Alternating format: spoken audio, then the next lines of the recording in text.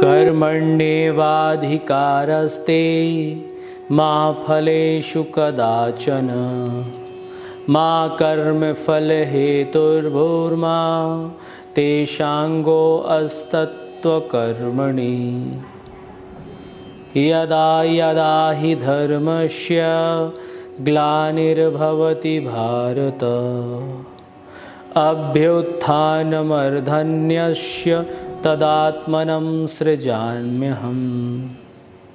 परित्राणाय साधूनां विनाशाय च दुष्कृतां धर्म स्थापनार्थाय संभवामि युगे युगे। जय श्री कृष्णा दोस्तों, नमस्कार। मैं हूं आपका दोस्त ललित व्यास। आप सभी को श्री कृष्ण जन्माष्टमी की बहुत बहुत शुभकामनाएं। साथियों, भगवान श्री कृष्ण के चरित्र से हम बहुत कुछ सीख सकते हैं और उन चरित्र में जो कुछ भी हम सबसे महत्वपूर्ण बात सीखते हैं वो है कर्मण्यता। वैसे तो जिंदगी के हर पहलू, हर चुनौती, हर संघर्ष का उपाय भगवान श्री कृष्ण के चरित्र में देखने को मिलता है, लेकिन हम उन्हें भगवान श्री कृष्ण की लीला, अवतारवाद, ईश्वरवाद, इन तमाम चीज़ों में बांध करके, समेट करके, पूजा पाठ की सामग्री बना करके उनको एक कोने पर रख देते हैं और हम जगह जगह से उपाय ढूंढने के लिए भटकते हैं। लेकिन अगर हम कहीं बारीकी से सोचते हैं, अध्ययन करते हैं, देखते हैं, एनालिसिस करते हैं, तो पाते हैं कि भगवान श्री कृष्ण के चरित्र से जो कुछ सीखा जा सकता है वो संसार में कहीं नहीं सीखा जा सकता। तो आज मैं कर्मण्यता की बात करूंगा। भगवान श्री कृष्ण उन्हीं का साथ देते हैं जो लोग कर्मण्य होते हैं, अपने कर्म से अपने सामर्थ्य की संरचना करते हैं, अपने कर्मों से शक्ति जुटाते हैं, अपने कर्मों से लक्ष्य की ओर आगे बढ़ते हैं। भगवान श्री कृष्ण भी उन्हीं का साथ देते हैं। साथियों, केशव नहीं होते हैं सबके सारथी, नवपार्थ सुन लो। बन कर्ण खुद सामर्थ्य से अवसर तुम्हें गढ़ने पड़ेंगे। महाभारत में कर्ण का पात्र देखिए। कर्ण के सखा नहीं थे भगवान श्री कृष्ण, कर्ण के मित्र नहीं थे भगवान श्री कृष्ण, लेकिन कर्ण ने जो सामर्थ्य हासिल किया, जो शिक्षा अर्जित करी अपने कर्म से, अपने अभ्यास से, अपने दृढ़ संकल्प से, दृढ़ इच्छा शक्ति से, तो एक वक्त ऐसा भी आया जब भगवान श्री कृष्ण स्वयं जाकर कर्ण से कहते हैं, मैं तुम्हारा सारथी बनने के लिए तैयार हूं कर्ण, तुम हमारे पक्ष में आ जाओ। यह होता है कर्म का फल, यह होता है कर्मण्यता कि एक समय तीनों लोगों के स्वामी भी आपका सहयोग करने के लिए आपसे आग्रह करते हैं, आपके साथ होते हैं। लेकिन कर्मण्यता में जब धर्म शामिल हो जाता है तब आप अर्जुन बन जाते हैं, तब आप पार्थ बन जाते हैं। क्योंकि कर्म तो नकारात्मक भी होता है और सकारात्मक भी होता है। इसीलिए हमेशा जब आप अपना सामर्थ्य एकत्र कर लें, शक्ति जुटा लें, तो उसे धर्मध्वज के नीचे रखें, धर्म के पक्ष में इस्तेमाल करें। तब आपका लक्ष्य बहुत दूर नहीं रहेगा, आप अपना लक्ष्य आसानी से भेद सकते हैं। कर्ण के साथ समस्या यही थी कि कर्ण ने पूरी लगन, पूरी शिद्दत के साथ सामर्थ्य जुटाया, सामर्थ्य तो हासिल किया, लेकिन वह सामर्थ्य वो अधर्म के ध्वज तले इस्तेमाल कर रहा था।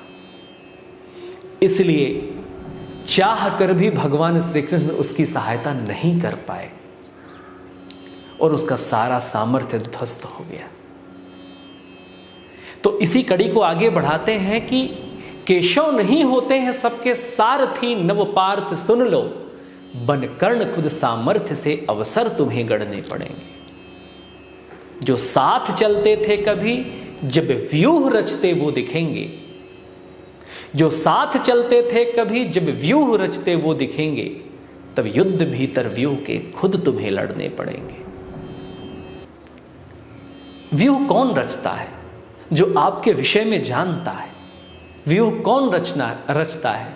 जो आपके ताकत और आपकी कमियों को जानता है।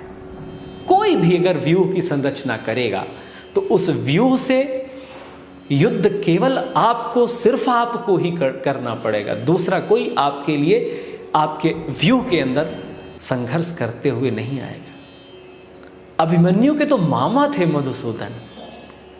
जब अभिमन्यु व्यूह के अंदर घुसते हैं, अकेले घुसते हैं, अकेले महारथियों से लड़ते हैं, जूझते हैं, संघर्ष करते हैं। माधव चाहते तो अभिमन्यु की रक्षा कर सकते थे ना, लेकिन नहीं। जब कभी भी संकट में आप होंगे तो आपका सामर्थ्य ही आपकी उस संघर्ष से रक्षा करेगा। अगर आपने पूर्व अभ्यास ठीक से नहीं किया है, अगर आपकी शिक्षा अच्छी नहीं है, तो आप व्यूह में घुस तो जाएंगे लेकिन उसे भेद नहीं पाएंगे। अभिमन्यु के साथ भी कुछ ऐसा ही था। बहुत वीर था, बहुत हौसलाधारी योद्धा था वो। उसके सामर्थ्य की तो तीनों लोकों में चर्चा होती है, लेकिन एक नकारात्मक पक्ष अभिमन्यु के साथ था जो आप लोगों के पास भी होता है। उस नकारात्मक पक्ष की आज मैं चर्चा करूंगा। वीर हौसलाधारी योद्धा, वीर हौसलाधारी योद्धा व्यूह में घुस तो जाता है, पर अल्प ज्ञान के चक्रव्यूह में अभिमन्यु फंस जाता है। वीर हौसलाधारी योद्धा व्यूह में घुस तो जाता है, पर अल्प ज्ञान के चक्रव्यूह में अभिमन्यु फंस जाता है। अभिमन्यु को व्यूह में घुसने का नॉलेज तो था, लेकिन व्यूह से बाहर निकलते समय जब ज्ञान दिया जा रहा था तो उनकी माता सुभद्रा सो गई थी और उनके गर्भ में उपस्थित अभिमन्यु बाहर निकलने का रास्ता नहीं सुन पाया था। यही हमारे साथ भी होता है। कई बार जोश जोश में, हौसले हौसले में हम प्रतियोगिताओं में घुस तो जाते हैं, लेकिन हम पूरा ज्ञान अर्जित किए बिना ही उसे संधान करना चाहते हैं। सोचिए, जब अभिमन्यु जैसा योद्धा नहीं कर पाया तो हम और आप क्या कर सकते हैं? जिसके मधुसूदन जैसे मामा हो, पार्थ जैसे पिता हो, भीष्म जैसे बाबा हो। इसीलिए हमें शिक्षा के एक एक बिंदु, एक एक पक्ष, एक एक फैक्ट को अध्ययन करना चाहिए। तब परीक्षा में सम्मिलित होने लायक हम बनते हैं। एक एक बारीकी का अध्ययन करना चाहिए। अनुभव के आधार पर हम परीक्षाएं देने चले जाते हैं। अनुभव के आधार पर हम प्रतियोगिताओं में कूद पड़ते हैं और हम सोचते हैं कहाँ कमी रह गई। कमी हमारे अर्ध ज्ञान की है, कमी हमारे अल्प ज्ञान की है। भले पंख में जान बहुत हो, उड़ने का अरमान बहुत हो। भले पंख में जान बहुत हो, उड़ने का अरमान बहुत हो, मगर उड़न के अल्प ज्ञान में हर पंछी धंस जाता है। मगर उड़न के अल्प ज्ञान में हर पंछी धंस जाता है। आपके अंदर बहुत इच्छा है, आपके बाजुओं में ताकत भी बहुत है, लेकिन युद्ध नीति अगर आपको नहीं आती है तो आपको युद्ध में हिस्सा लेने से पहले 10 बार सोचना होगा, अर्थात उसके लिए अभ्यास करना होगा। करत करत अभ्यास के जड़मति होत सुजान, रसरी आवत जाते ही सिल पर होत निशान। सही रास्ते पर सही लक्ष्य का संधान करने के लिए आपको बार बार और कई बार अभ्यास करना पड़ेगा। अब कृष्ण के चरित्र में ही एक अर्जुन का पात्र आता है। किसके साथ होते हैं भगवान श्री कृष्ण? क्यों होते हैं भगवान श्री कृष्ण? दुर्योधन भी तो गया था भगवान श्री कृष्ण के पास और अर्जुन भी गए थे। दोनों साथ साथ ही गए थे। पहले दुर्योधन ही पहुंचा था। दोनों को सहायता करने के लिए श्री कृष्ण तैयार हुए, लेकिन उन्होंने स्पष्ट रूप से कह दिया था कि पूरे युद्ध के दरमियान मैं शस्त्र नहीं उठाऊंगा। दुर्योधन एक कर्मण्य योद्धा था।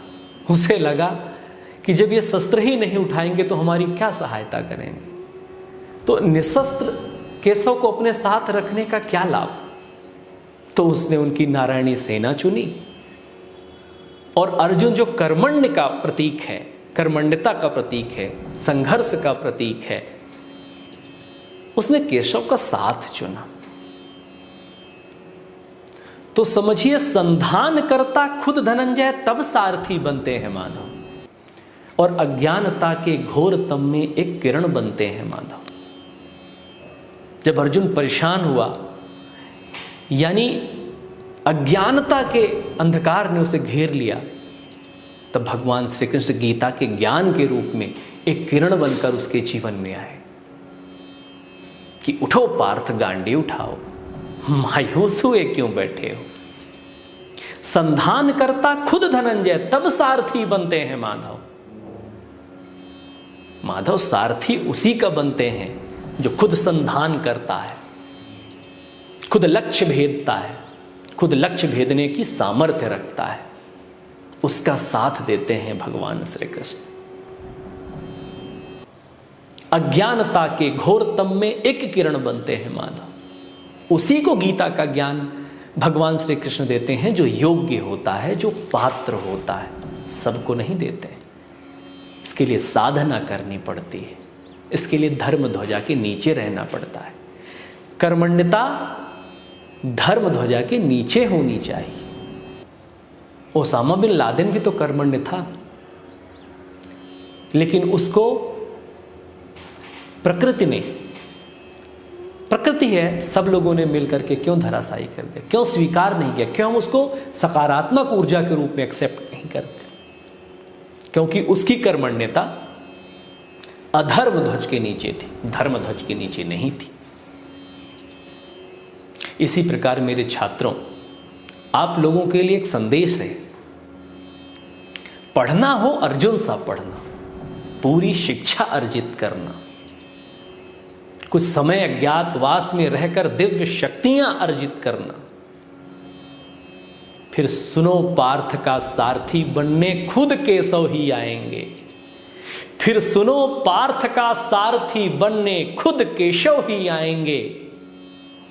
तुम बन रथी युद्ध यात्रा करना, वे रथ सर पर दौड़ाएंगे। तुम बन रथी युद्ध की यात्रा करना, वो रथ सर पर दौड़ाएंगे, वो रथ सर पर दौड़ाएंगे। बहुत बहुत शुभकामनाएं, बहुत बहुत धन्यवाद।